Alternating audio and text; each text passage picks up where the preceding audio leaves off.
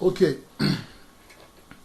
Salut à tous les francophones, salut à toutes les francophones, salut à tous les chrétiens, ok, les chrétiennes, aux gens de la Côte d'Ivoire, de l'Afrique, de la diaspora. J'ai vraiment pas eu l'envie de m'afficher pour prêcher ce message que je trouve tant important, mais je me sentais bien obligé de le faire parce que les temps que nous vivons sont des temps cruciaux, des temps où la vérité s'accroît. Et cela veut dire que naturellement, Dieu utilisera des gens pour prêcher son message, pour véhiculer son message. Et ceci est le message de la fin des temps. La raison pour laquelle je tiens à passer ce message est celle-ci. J'ai mal quand je lis certains statuts sur Facebook, sur Twitter, quand je visionne, quand j'écoute certains enseignements sur YouTube, en ce qui concerne l'évangile de celui que le monde connaît sous le nom de Jésus-Christ, qui est en fait Yahawashi HaMashiach, son vrai nom. Parce qu'en guillemets, il faut dire que le nom Jésus est un titre, Christ est un titre, et Jésus-Christ ne sauve pas. Jésus veut dire en latin sauveur, et Christ, Christos, qui vient du mot Christos, veut dire huile, qui veut dire oint. Ok, et ces noms-là, c'est des titres. Ces titres-là ne sauvent pas. Donc le vrai nom de celui qu'on connaît sous le nom de Jésus, c'est Yahawashi, qui veut dire en hébreu, en phénicien, Dieu sauve, il sauve. Ok, donc je vois les enseignements sur Yahawashi, je vois les enseignements sur le gospel, sur l'évangile, et mon cœur est attristé. Alors, on va dire que sur Facebook, depuis bien longtemps, j'ai quand même éveillé les consciences d'une façon ou d'une autre. Mais vous savez, c'est prouvé que la communication écrite n'affecte qu'à 7% l'être humain. Donc, j'ai décidé d'enseigner, soit par support audiovisuel ou audio. Mais en tout cas, il faut vraiment que les gens qui ont une certaine notion, les gens à qui la parole a été prêchée, qui ont compris cette parole-là, les gens à qui la révélation a été donnée, parce que la Bible dit que la révélation appartient à Yahweh, ok, à Yahweh, au Dieu d'Israël, le secret de la parole, le secret divin de la parole appartient à Yahweh, à Yahweh, et la révélation de cette parole-là, de cette vérité-là qui est cachée, appartient à ses enfants. Alors il faut savoir d'abord qui sont ces enfants. Aujourd'hui, quand tu écoutes ce gospel, dans les églises, on dit que Jésus a aimé le monde. Il a tant aimé le monde, avec que Dieu du moins, ok, le Créateur, a tant aimé le monde qu'il a envoyé son fils Yahawashi pour que quiconque croit en lui ne périsse point et ait la vie éternelle. Mais il se trouve qu'il y a un problème. Parce que dans la Bible, dans cette même Bible-là, il est dit dans Matthieu 15 à 24, ok, si je ne me trompe pas, il est dit dans Matthieu 15 à 24, je vais lire cette parole-là rapidement pour que vous compreniez un peu. 15 à 24, il est dit, d'abord, je commence à partir du 21 pour qu'on comprenne un peu le contexte. Jésus, ok, puisque dans la version ici c'est Jésus, mais vous savez de qui je parle. Jésus, étant parti de là, se retira dans le territoire de Tyr et de Sidon, qui sont en Afrique du Nord, pour ceux qui ne savent pas. Et voici une femme cananéenne qui venait de ces contrées, lui cria, « Aie pitié de moi, Seigneur, fils de David. Ma fille est cruellement tourmentée par le démon. » Il ne lui répondit pas un mot. Ses disciples s'approchèrent et lui dirent avec instance, renvoie-la car elle crie derrière nous. Il répondit, je n'ai été envoyé aux brebis perdues, je n'ai été qu'envoyé aux brebis perdues d'Israël. Alors voilà le grand maître, le sauveur, soi-disant de l'humanité, qui dit de sa propre bouche, ok, en ses propres termes, il dit qu'il n'est pas venu pour autre nation, mais il est venu seulement pour les brebis égarées d'Israël. Alors, il faudrait comprendre ce que ça veut dire. Et pour appuyer sur ce que je dis, pour vraiment confirmer la thèse que je vais développer, et je ne serai pas long, on va aller dans Matthieu 10. Alors, dans Matthieu 10, ce qu'il faut comprendre, c'est que Jésus, ok, s'apprêtait à commissionner ses apôtres, ses disciples. Et il leur dit ceci. Ça veut dire que ça, c'est les ordres qu'il a donnés à ses apôtres. Et il a dit, ok, tels sont les 12 que Jésus envoya après leur avoir donné les instructions suivantes. N'allez pas vers les païens et n'entrez pas dans les villes des Samaritains. Allez plutôt vers les brebis perdues de la maison d'Israël. Alors, dans Matthieu, on a deux instances, on a deux exemples qui montrent clairement que Jésus est venu pour les brebis égarées d'Israël. Il n'est pas venu pour le monde. La Bible est un contexte. Avant de comprendre la Bible, il faut la comprendre dans son contexte. La Bible d'abord est un livre d'histoire. C'est un livre spirituel. Mais c'est le livre aussi d'un peuple. Et parce que la Bible dit clairement que la Bible parle ici du Dieu d'Israël. Mais qui est Israël? Puisqu'il dit Jésus vient, c'est pas moi qui l'ai dit, c'est la Bible qui le dit. Et Jésus lui-même dit qu'il n'est pas venu pour autre nation. Il est venu seulement que pour les brebis égarées d'Israël. Et quand il donne les instructions à ses apôtres, à ses disciples, afin qu'ils aillent prêcher cet évangile-là, il leur dit, n'allez nulle part ailleurs que vers les brebis égarées, ok, d'Israël. Mais qui sont ces brebis? Qui sont ces brebis? Alors, si vous voulez, aujourd'hui, c'était une introduction pour que vous compreniez quelque chose. Vous, les frères noirs, les nègres, vous qui êtes opprimés, vous qui souffrez, que ce soit en Afrique ou dans la diaspora, vous qui êtes tellement épris d'un complexe d'infériorité, vous qui pensiez que Dieu est blanc, Dieu est caucasien, parce qu'on vous a imposé cette image-là pendant la colonisation et pendant l'esclavage. Mais laissez-moi dire que vous êtes bien les enfants de Dieu. Vous êtes la brebis égarée dont on parle. Et dans la deuxième partie, si Dieu le veut, si Yahweh le veut, si Yahweh le veut, je vais entrer en profondeur. On va commencer par le Torah, par les prophéties, et on va terminer, ok, dans le Nouveau Testament. Parce que c'est important que mon peuple sache qui il est. Fini le temps où on nous a fait croire que Jésus est blanc. Et si cette histoire de Jésus là, de la couleur de Jésus, parce que les gens diront, mais est-ce que c'est important? Le plus important c'est que Jésus soit humain. Enfin, soit esprit. Le plus important c'est de l'adorer.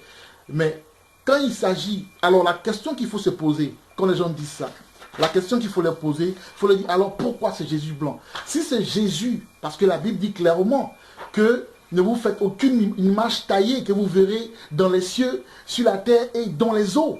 Donc pourquoi on nous a imposé cette image blanche? Moi, j'ai rien contre la race européenne, caucasienne, mais à un moment donné, il faut établir la vérité. Et Paul disait comme ça, dans le livre de Galates, suis-je devenu ton ennemi parce que je dis la vérité? Et c'est le cas aujourd'hui. Quand tu dis une certaine vérité, les gens se lèvent contre toi parce qu'ils ne sont pas habitués à entendre ces choses. Mais le temps est arrivé pour que la lumière soit mise sur certains faits. Ok? Pourquoi alors on nous a imposé ces Jésus blancs là? Moi je pense que c'était un outil pour imposer. Un outil qu'ils ont utilisé afin d'imposer leur suprématie. Parce que En anglais, il est dit, a picture, say 1,000 words. Ça veut dire quoi? Ça veut dire que le symbole autour d'une image est très profonde.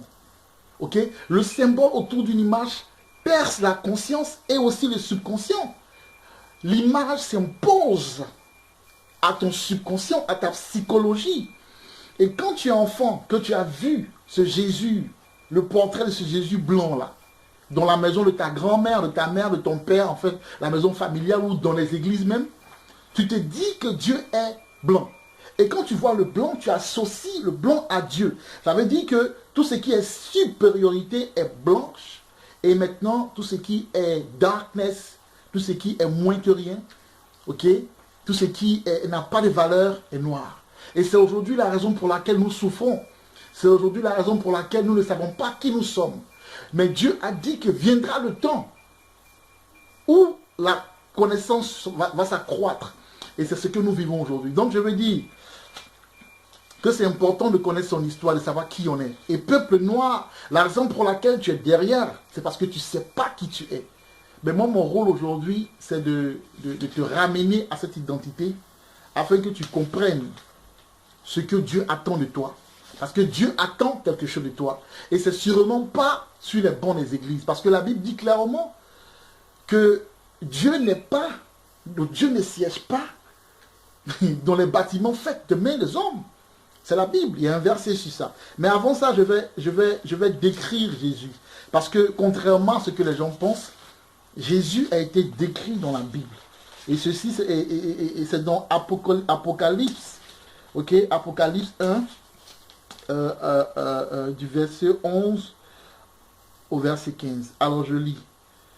Et il y a quelque chose d'important quand tu commences, il dit, ça c'est Jésus qui parle à Jean. Ok, dans la vision, il dit, ce que tu vois, écris-le dans un livre. Ce que tu vois, écris-le dans un livre. Ça dit que Dieu a recommandé à Jean d'écrire ce qu'il voit dans un livre. Ok? Et il dit, envoie-le aux églises, à Aphèse, à Smyrne, à Pergame, à Thyatire, à Sardis, à Philadelphie et à Laodicée. Ok? Je me retournais pour connaître quelle était la voix qui me parlait. Et après m'être retourné, j'ai vu 7 chandeliers d'or. Et au milieu des 7 chandeliers d'or, quelqu'un qui ressemblait à un fils d'homme, vêtu de longues robes, ayant une ceinture d'or sur la poitrine. Sa tête et ses cheveux étaient bleus comme de la laine blanche. Alors, quand on dit sa tête et ses cheveux étaient blancs comme de la laine, attends, je relis pour ne pas me tromper. Il dit, sa tête et ses cheveux étaient blancs comme de la laine blanche. Ça veut dire quoi? Quand on parle de sa tête, comme ses cheveux, bien sûr, ses cheveux étaient blancs, mais sa tête, ça parle de la barbe. Comme ma barbe, ça parle de la barbe. Et vous voyez les nègres, quand il y a certains nègres, quand ils prennent de l'âge, les nègres, les vieux nègres, les gens qui sont âgés, tu vois certains qui ont les cheveux gris ou blancs carrément, ok? Et la barbe aussi blanche ou grise, tu vois, qui tend vers le blanc. Et il dit ici, comme de la neige, comme de la neige, ok? Comme de la neige. Mais cette version-là, un peu, les versions bibliques parlent de et blanche comme du coton, ok? Alors, quand vous voyez le coton a tendance à ressembler aux cheveux crépus des noirs, ok? Mais pour ceux qui ne croient pas, on va descendre, vous allez voir, quand Jean est en train de décrire les pieds de notre Seigneur, ok? Ses yeux étaient comme une flamme de feu. Ses pieds étaient semblables à de l'airain ardent. Alors, pour ceux qui connaissent l'airain, c'est à la couleur naturelle, à la couleur, on va dire, marron. Ok? Voilà. Couleur comme le cuivre. Comme le cuivre. Et maintenant, la Bible dit, semblable à de l'airain ardent, c'est-à-dire de l'airain qu'on a mis dans le feu. Alors vous savez qu'on met un métal dans le feu, il a tendance à devenir noir. Alors c'est une description physique, ce n'était pas une description spirituelle. Beaucoup disent, ah mais ça c'est spirituel. Non, c'est une description physique. Ok? Une description physique que Jean était en train de faire. Alors ici on voit que Jésus est noir. On voit ici que Jésus est noir. Alors moi c'est un appel que je lance à mes frères noirs. Ce n'est pas un gospel afrocentrique comme certains le diraient, parce que, au cas où vous ne le savez pas, ce qu'on appelle les hispaniques, c'est-à-dire les Américains du Sud, et ce qu'on appelle les Amérindiens, qui sont dans les réserves aujourd'hui au Canada et aux États-Unis, sont bien les enfants d'Israël aussi. Et il y a la preuve. On peut démontrer ça. Ok? Donc, ce n'est pas une question d'afrocentrisme. Et comprenez aussi que on n'est pas afrocentrique parce que de toute façon, la Bible dit, dans le livre de Deutéronome 28, 64, si je ne me trompe pas, que à cause de nos péchés, nous avons été éparpillés partout sur la terre. Ça veut dire quoi? Que dans toutes les nations, tu verras les descendants d'Israël. Ils peuvent avoir la peau blanche, ils peuvent avoir l'apparence des Arabes, ils peuvent ressembler aux Indiens, ok? Mais tout compte faire, je ne parle des Pakistanais et autres, mais tout comme fait, ils sont enfants d'Israël. Donc, on n'est pas afrocentrique, on appelle plutôt nos frères hébreux à se rendre compte d'une réalité. Cette réalité-là, ils ne pourront pas fermer les yeux dessus. La vérité est que nous sommes hébreux, nous sommes enfants de Dieu, et la raison pour laquelle nous sommes dans cette situation aujourd'hui, c'est parce que nos ancêtres ont péché contre Dieu. Et Dieu avait mis en garde au travers de Moïse sur le mont Sinaï, il a dit, si vous péchez, si vous allez vers d'autres dieux, si vous vous joignez à l'idolâtrie, je vous frapperai de malédiction. Et pour tous ceux qui veulent savoir, connaître cette malédiction, ils n'ont qu'à lire. Pour ceux qui veulent vraiment savoir réellement cette malédiction, ok, et faire la parallèle, la relation entre ce que nous vivons aujourd'hui, qu'ils aillent dans Deutéronome 28. Ok, qu'ils aillent dans Deutéronome 28. Nous sommes les enfants du Dieu d'Israël. Nous sommes Israël. Et c'est de nous que Dieu parle. C'est nous ce peuple spirituel. C'est nous le sel de la terre.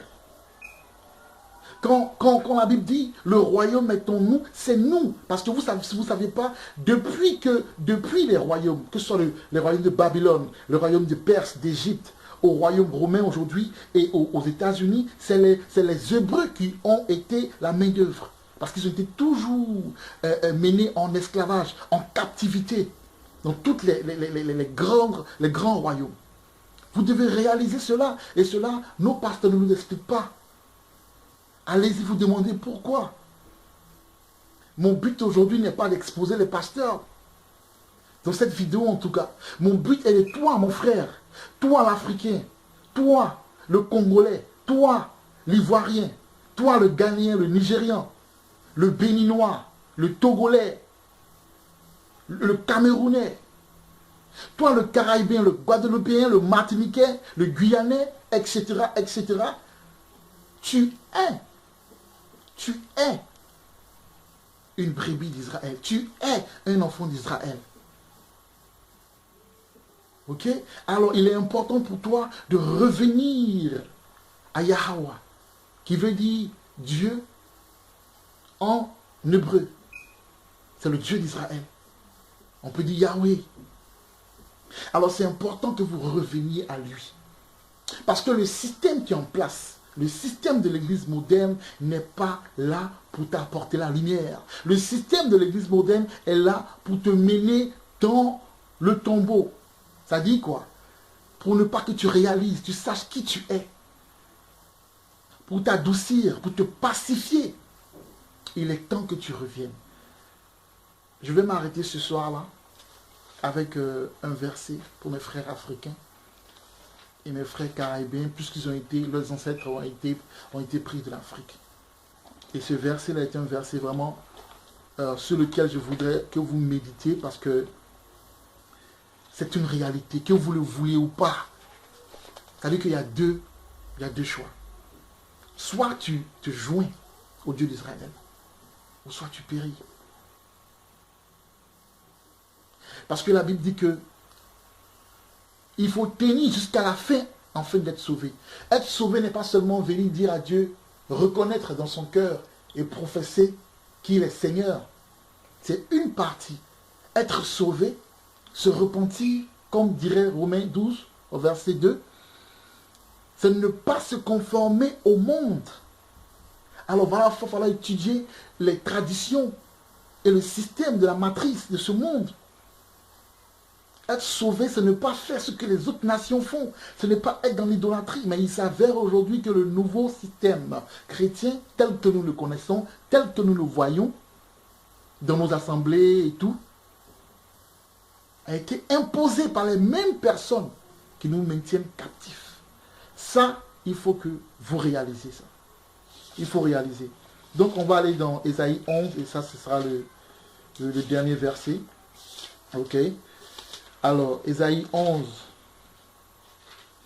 au verset 11, dit, « Dans ce même temps, le Seigneur étendra une seconde fois sa main pour racheter le reste de son peuple, dispersé en Assyrie et en Égypte, à Patros et en Éthiopie. » Ok? Et à Elam, à Shina et à Amaph. Elam, c'est l'Inde. C'est les Pakistanais ou les Indiens et tout. Ok? Et il parle d'Éthiopie. L'Éthiopie représente l'Afrique. L'Égypte représente l'Afrique. Il y a beaucoup, la plupart des Africains sont israélites. Dans la zone centrale, dans la zone de l'ouest d'où je viens, et dans la zone du nord, il y a des millions et des millions d'Israélites. Et c'est à nous que Dieu parle. Il dit qu'il va tendre encore une deuxième fois sa main. Comme il a fait en Égypte antique avec Moïse, il va le faire encore. Donc, répondez à l'appel. Sortez du système de Babylone et revenez au vrai Dieu, au Dieu d'Israël. C'est le mot de la fin. Que Dieu vous bénisse.